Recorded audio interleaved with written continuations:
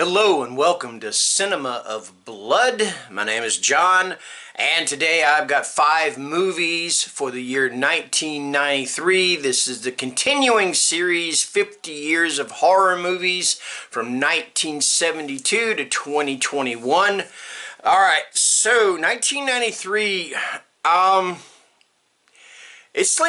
must not have watched a lot of movies in 1993. At least not a lot of horror movies, because it seemed like really slim pickings for me. And the way I choose these movies, because of course I'm not going to remember every single movie that comes out every year, so I just type in on the computer horror movies released in whatever year, and then I go through the Wikipedia list and I go, oh, I saw that, I saw that, I saw that, didn't see that, hated that, blah blah blah, all that, you know. And usually I try to pick movies that I enjoyed, but sometimes the pickings are so slim, I've got to pick movies that I didn't necessarily like, and that's going to be the case with one of the movies here. Anyway, I'm going to shut up about all that, and I'm going to talk about the movies now. So the first one we're going to talk about, and I did enjoy this one, I've only seen it once, but I did enjoy it, is Cronos. Okay? This is written and directed by Guillermo del Toro. This is his debut feature. All right. Cronos stars Federico Lupi, Ron Perlman, and Claudio Brook. Okay, so Cronos is about this guy, I believe played by Federico Lupi, and he finds this device. It looks like a golden scarab. All right. Well, this device is mechanical, and it latches onto him, and it injects him with something, and it basically causes him to start looking younger, start feeling better. His sex drive is up, all that stuff. But it also leaves him with a thirst for blood. So for all intents and purposes, Cronos is a vampire film, but a vampire film that pretty much only somebody like Guillermo del Toro could tell. Or I believe, and I said this is Guillermo's first film, and I'm pretty sure, I think it is, but then again there's Mimic. So I'm not sure if this is his first film or if Mimic was his first English language film. I can't remember, and if I'm wrong about any of that, I know somebody will correct me. So yeah, that is it. Anyway, that is Cronos. Alright, so let's go ahead and move on. Alright, so next up, and actually I said there are 2 movies that I hate on this list. Or there's one movie, there's actually 2 movies. The next one is The Good Son. Alright, this is directed by Joseph Rubin.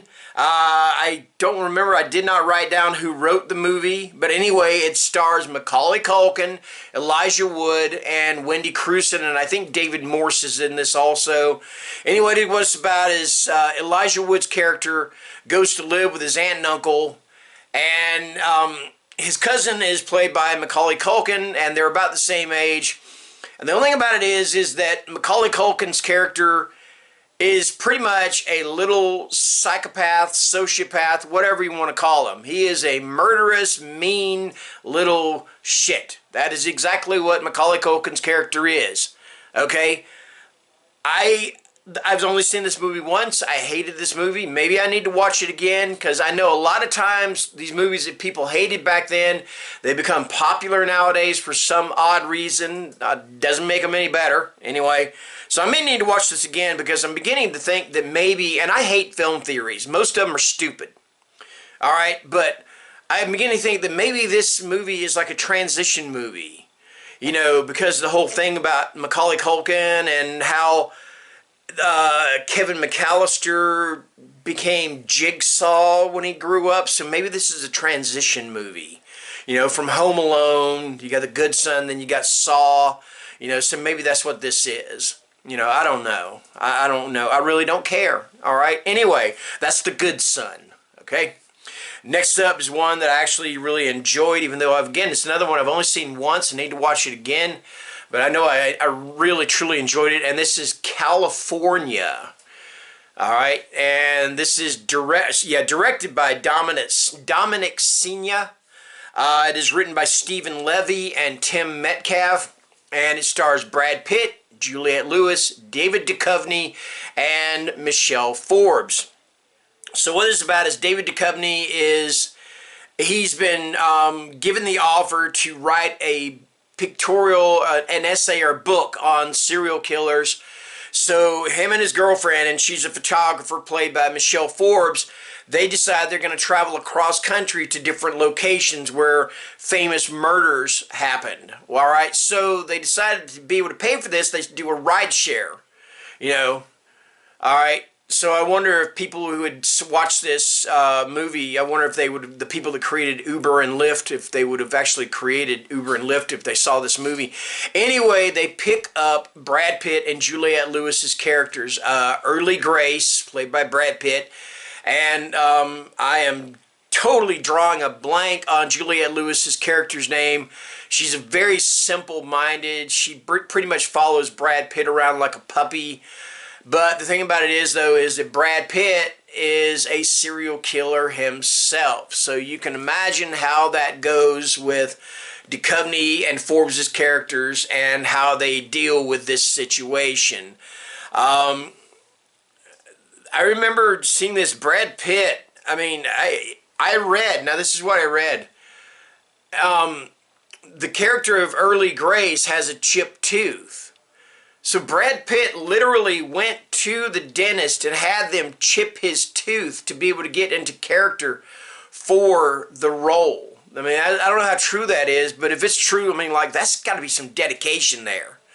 You know, I mean, that's like De Niro-esque or Christian Bale-esque dedication. I mean, I couldn't do it.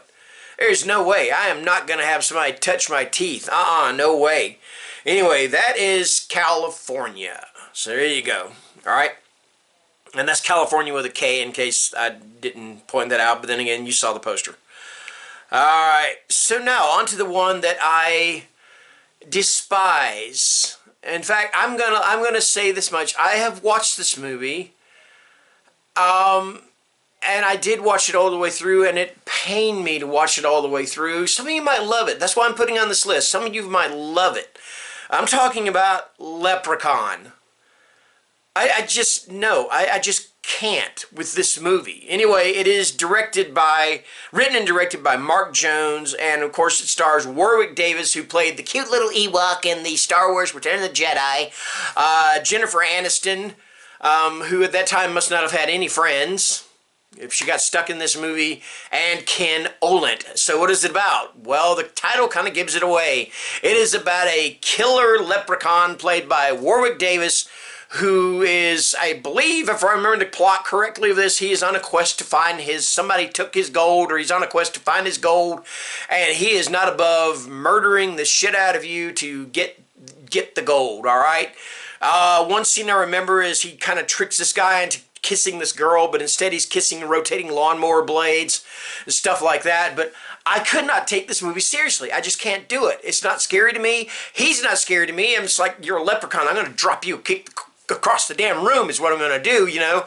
I just cannot deal with this movie. It's horrible. I mean, forget it, all right? Anyway, I'm going to shut up about it. That's Leprechaun. Okay, there you go. All right, now moving on. Next up, and finally, we have Man's Best Friend. And Man's Best Friend is written and directed by John Lafia, and it stars Ali Sheedy and Lance Hendrickson. Ali Sheedy plays a news reporter, like an investigative news reporter, and she's investigating animal cruelty and lab experiments on animals and things like that. And they break into this lab and they let the animals out, and one of them is a mastiff. All right, and she befriends the mastiff after the mastiff saves her. Her purse is stolen, and the mastiff saves her.